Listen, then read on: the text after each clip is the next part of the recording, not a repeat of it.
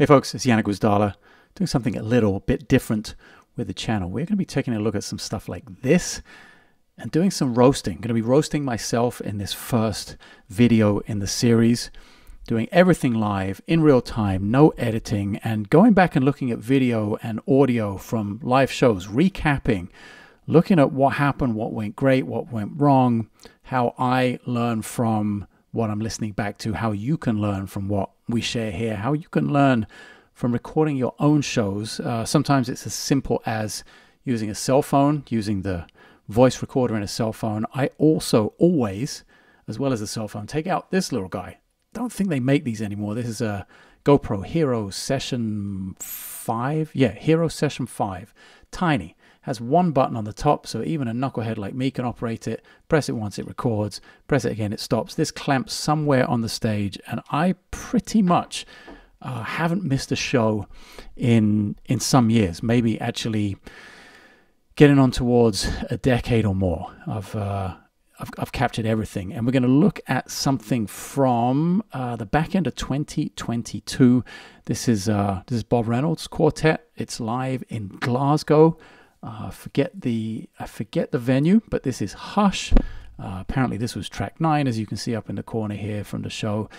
And I'm actually this is gonna be a little bit counterintuitive, because I'm gonna look at a solo that I think might be one of the best solos I've ever played. And you're like, well, what are we gonna learn from that? If it's great, then you don't need to learn anything from it. Well, a couple of things. It's actually way harder for me to listen. First of all, I am with you all, because I hear you already saying, hey, I hate listening to myself. So as I start to explain what's easy, what's difficult in terms of listening, I know all of it is difficult to listen to. And I'm well aware of that. I'm right there with you. Trust me, it is worth it in the end. And what's interesting about listening to something that I actually remember liking, and that it's one of the few things I considered I got so far into the space, into the zone, and was completely free to play. What's interesting about listening to that, and it's kind of sad at the same time as well, is that it's really tough to get back to that. And the crazy thing is, I'm also not trying to get back to that moment. I'm trying to get to the next moment that allows me the same, or if not more, kind of level of freedom. So as we listen to it, I'm going to sort of tear it apart, talk about what I thought went well in it. There are a couple of things, as far as I remember, that were real clunkers, but that also speaks to kind of the freedom I was in. I was just letting the hands go where they go, and just kind of letting the instrument take control rather than trying to control the situation. I'll play a little bit here. Let's test our volume levels. Coming from the saxophone solo.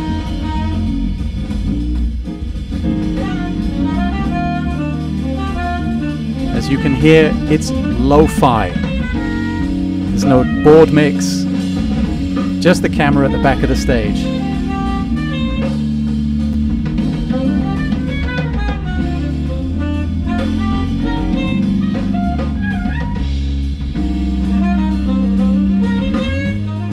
Last night of the tour, band feels really good. The time is where we want it. We've also kind of signed the contract in terms of where the time is.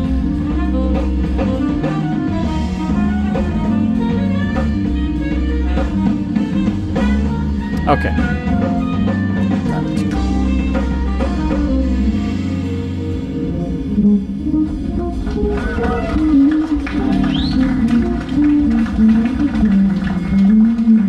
Okay, so already I've opened with a phrase that is something I've never played before. I cannot ever remember playing that rhythm. This ascending thing, maybe in fifths a little bit there. And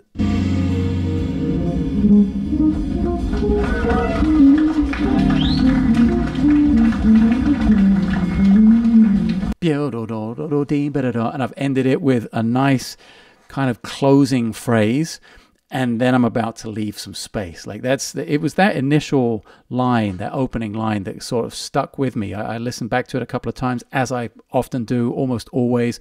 I'll get back to the hotel, I'll review the footage a little bit while it's all fresh in my mind. If there's something that went disastrously wrong, I want to get to it as quickly as possible. And if there was something that I thought, oh, that was cool, is that an idea that's worth developing? Is that something, which I think this is it something that is kind of, it was great in the moment and it's just going to leave it there. It's not something I want to take any motivic ideas out of. There wasn't really anything that I wanted to take to the next night or to the next show. It was just, okay, it was more about the time, about the ensemble playing, about where we had got to after 2 weeks on the road together as a band. And I wanted to kind of soak in that feeling and remember, like, okay, let's try and get back to the feeling, not to the notes, not to the exact motifs of the solo, but let's get back to that feeling again of openness and freedom. So those are kind of the initial things that I'm taking in when I listen to that. Let's go again.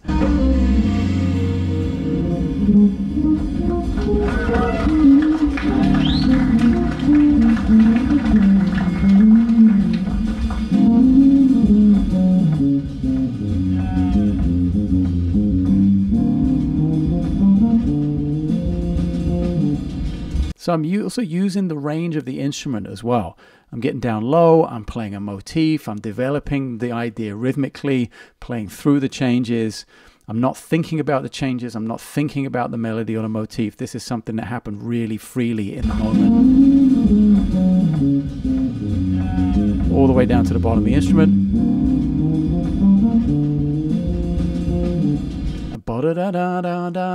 Very similar to the phrase to the way I finished the first phrase of the solo, just a slight development of that. Now we get into the more denser changes.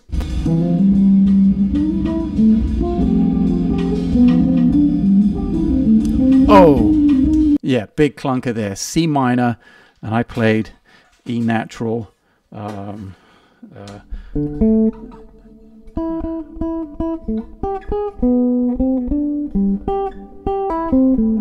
Yeah, so C minor is the chord, and I played. It's not great. It's really you know.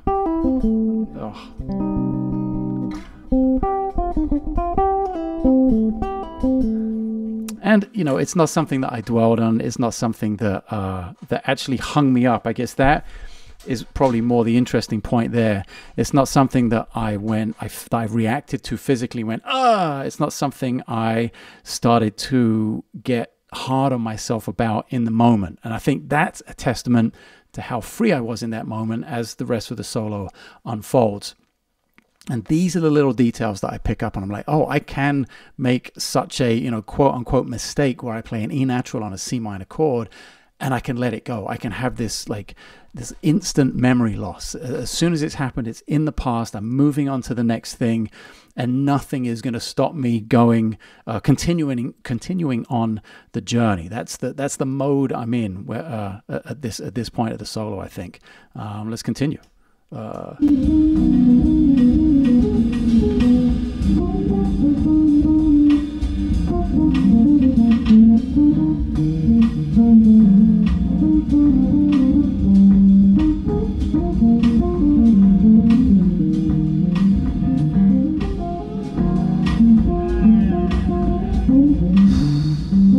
Okay, really nice. It's okay. First of all, it's really tough to talk about myself positively.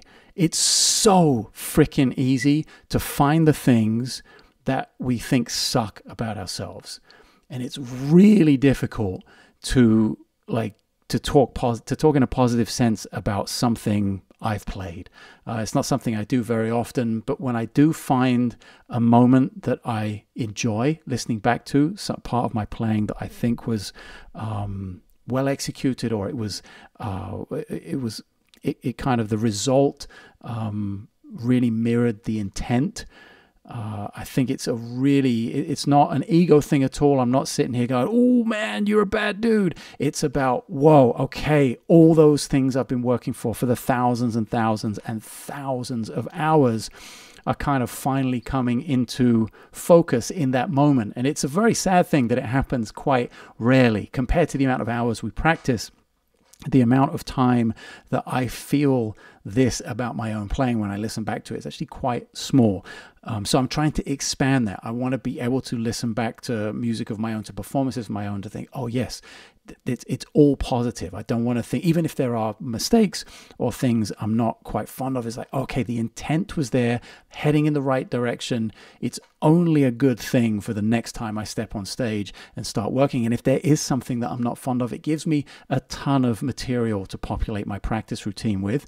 Let's get into the solo. That phrasing right there, big fan of how legato and loose it was, yet it sort of punched through melodically. That's what I'm feeling. And that's a testament to the elasticity of the band as well. That's Ruslan and Gene comping for me, and how comfortable I feel in the middle of their time. There's no substitute for that in my mind in terms of the ensemble sound. And it's not only the freedom you or I are allowing ourselves as we play, but it's the freedom and confidence we're given by those people around us at the same time. And Ruslan and Gene are really incredible at that. And of course, after 2 weeks on the road, this is our last night of the tour. As you can imagine, we're pretty locked in. We're a little tired. Not gonna lie, it was definitely a pretty brutal tour, that one. A lot of moving parts, but yeah, the time is so locked in that the elasticity is actually super solid and gives me a ton of space to play in.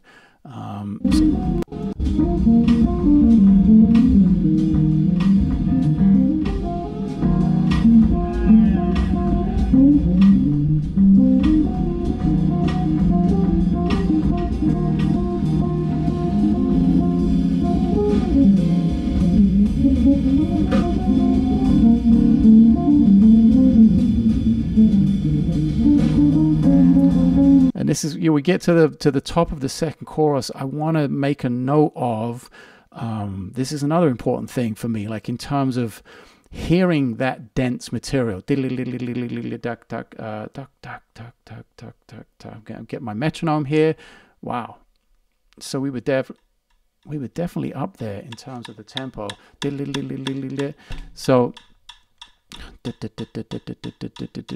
So it's basically eighth notes at a tempo of 370 BPM. So that's definitely towards my upper limit. I think I've hit it at around 400 before, like in absolute prime, maxed out chop mode. I can probably play eighth notes at 400, but to play it in the moment as a melodic statement, something I'm hearing rather than just doing for the sake of it, that's something I want to pick up on, want to highlight, I want to remember. I'll go to my metronome, I'll see, okay, what tempo was I in there?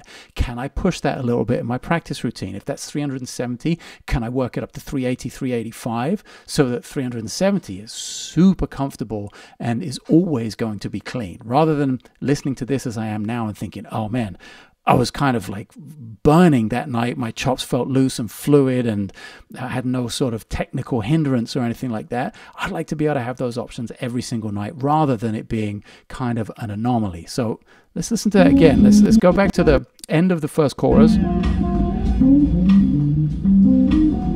We have this vamp of E flat minor to G minor to C. Now we go top.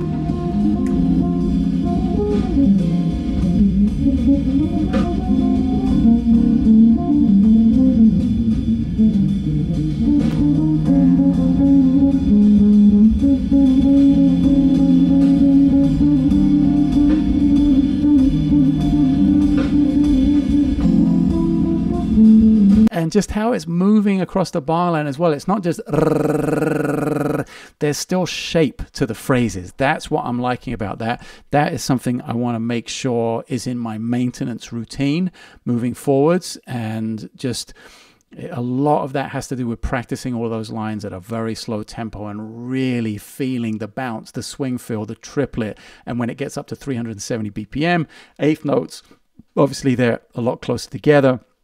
it evens out a lot more. But as long as you're practicing that phrasing at the slower tempo and having the shape of those lines in your playing, when you get up to tempo like that, that still comes out as dense as it is and as fast as it is. Very happy with that.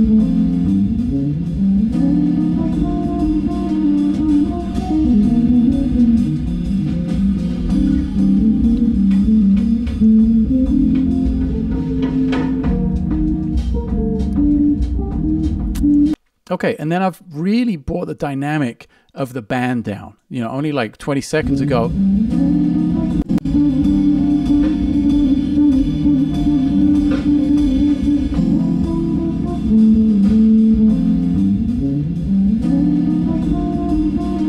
Kind of up there.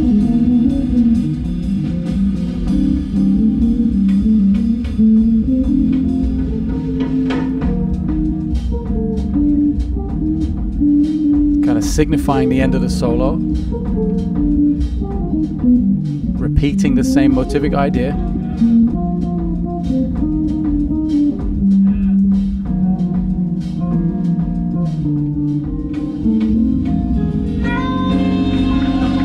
Off to the head. By the way, great audience that night.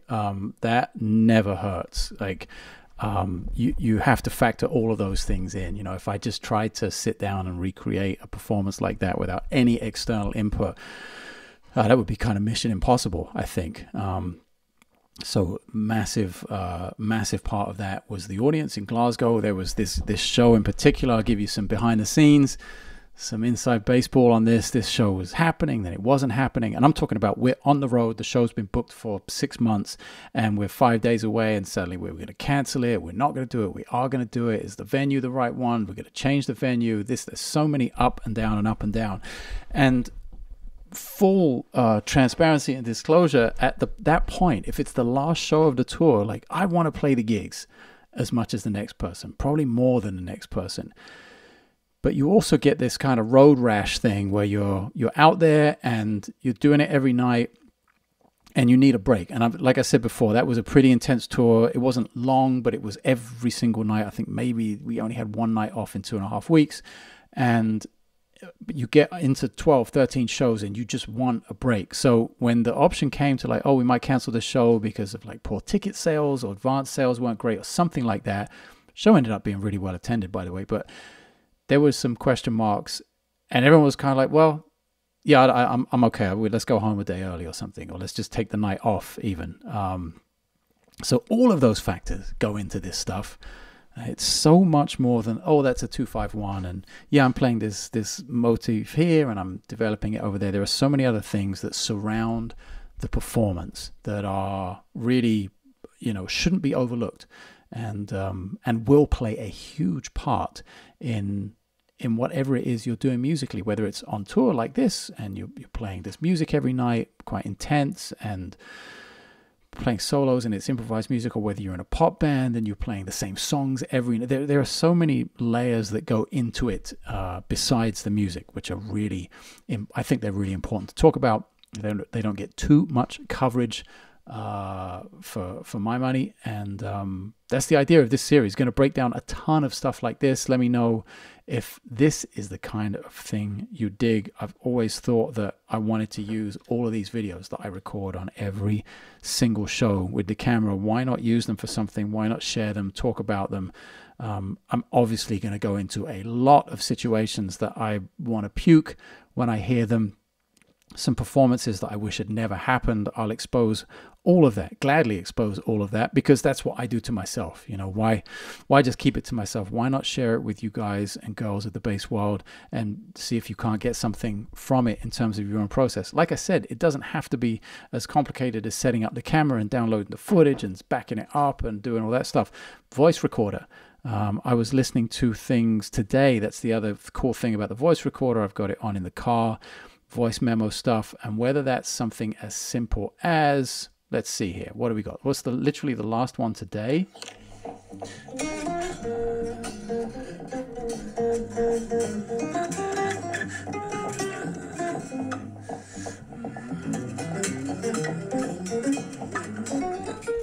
Okay, so that's me practicing a little bit today. And then I only have to go back a couple of recordings. And what do we got here? This is what looks like. Yep.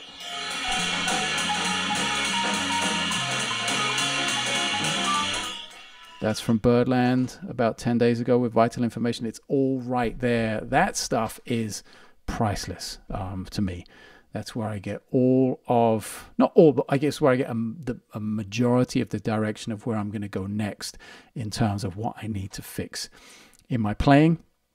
Yeah, we'll do tons more of this. Let me know if you dig this setup. Comment below. Let me know if there's something specific that you want me to break down. It doesn't have to be all of my crap and recordings and gigs. Maybe there's something you want me to break down and listen to. Suggestions in the comments below. That would be greatly appreciated. And you know, I'm quite happy to rip myself to shreds, rip someone else to shreds. It's all, at the end of the day, quite a positive thing, because when I'm ripping myself to shreds, which is normally what happens, I'm actually getting a lot out of it and learning a lot and moving forward in an incredibly positive way. I hope you can do that too. Really appreciate you listening, and see you again on the next one.